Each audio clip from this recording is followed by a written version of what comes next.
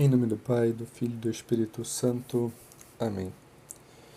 Hoje, São Paulo nos convida a mergulhar mais fortemente no Evangelho, a testemunhar com a nossa vida nosso Senhor Jesus Cristo.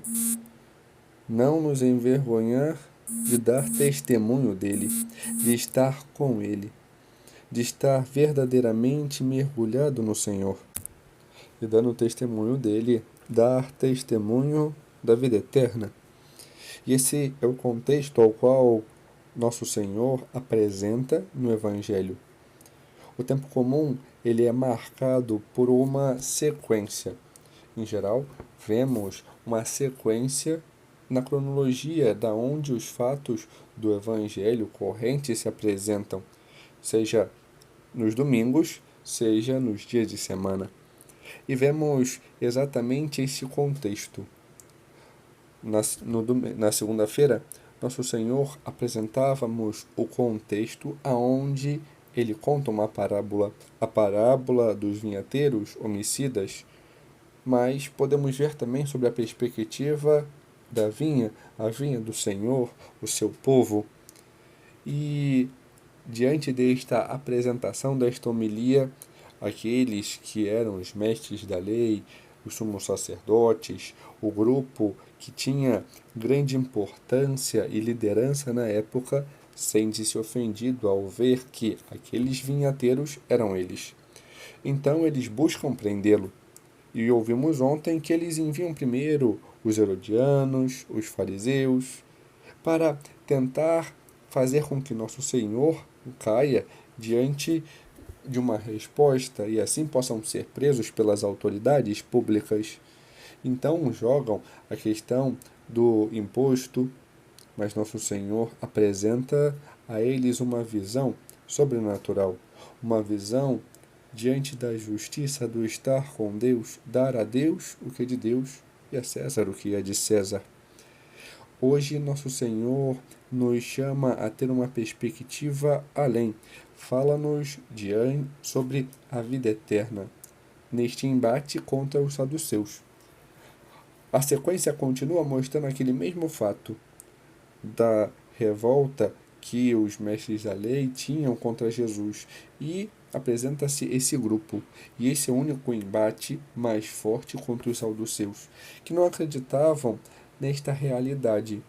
Eles se prendiam aqui à realidade da retribuição na vida, prendiam-se a esse contexto ainda rudimentar, não tão desenvolvido dos livros sapienciais, e eles se prendiam a isso, e por isso não acreditavam nos anjos ou nessa realidade futura. Então eles colocam esta questão ao nosso Senhor.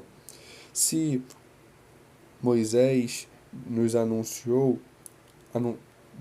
pois o Senhor o havia mandado assim fazer, que se um homem se casa com uma mulher e não tem filhos e morre, então o irmão daquele homem deve também se casar com aquela mulher para gerar filhos para o seu irmão falecido. E apresenta uma história onde 7 irmãos, um após o outro, se casa com a mulher e falece sem deixar descendência. E faz uma pergunta que desvia em relação à vida eterna. Como será? Quem ficará casado com ela? Nosso Senhor, então, apresenta esta realidade futura da nossa união com Deus. Se antes pedia que dessemos a Deus o que é de Deus, ou seja, o louvor, a nossa união, o nosso amor com Ele, o que devemos fazer, hoje Ele apresenta essa realidade para depois. Para entrar no céu, nos apresenta o catecismo que é necessário amar, é necessário ter intimidade com o Senhor. E se assim o é, quando amamos, quando damos a Deus o que é de Deus, teremos então esta realidade futura, aonde estaremos no convívio daqueles que buscaram amar o Senhor, mas principalmente estaremos com o Senhor. Essa é a nossa grande alegria no céu, estar com o Senhor, poder contemplá-lo, poder estar face a face com Ele, unidos a Ele. Esse é o matrimônio espiritual ao qual somos chamados, não uma realidade humana onde o homem se casa e a mulher se dá em casamento. Não se tem essa questão no céu, e por isso nosso Senhor nos diz que seremos como os anjos, que contemplam a Deus, que buscam estar com Deus, que buscam se unir a Deus. E assim temos esta realidade futura e mostra-nos que, diferente do pensamento deles, no céu teremos verdadeiramente a vida, pois a vida é isso, é estar com Deus. E Deus não é um Deus de mortos, como nosso Senhor diz, mas um Deus de vivos.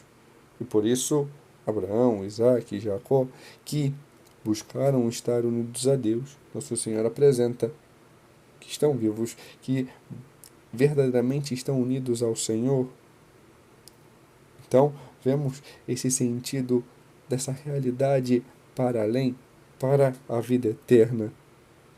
E aquela que mais buscou amar a Deus e que nos dá o exemplo de como fazê-lo aqui para esperar a vida eterna é a Virgem Maria.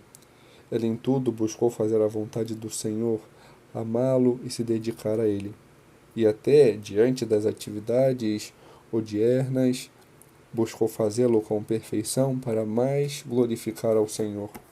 E por isso é coroada no céu como a Senhora de toda a criação, como apresenta São José Maria no último mistério do Santo Rosário, quando apresenta a coroação de Nossa Senhora nos céus, nos diz que ela reina como Senhora de toda a criação, que aquela que é a criatura mais perfeita, aquela a quem o Senhor escolheu para ser sua mãe, que ela possa também nos ensinar e nos conduzir ao Senhor para amá-lo verdadeiramente e, assim, vida eterna, podermos contemplá-lo face a face.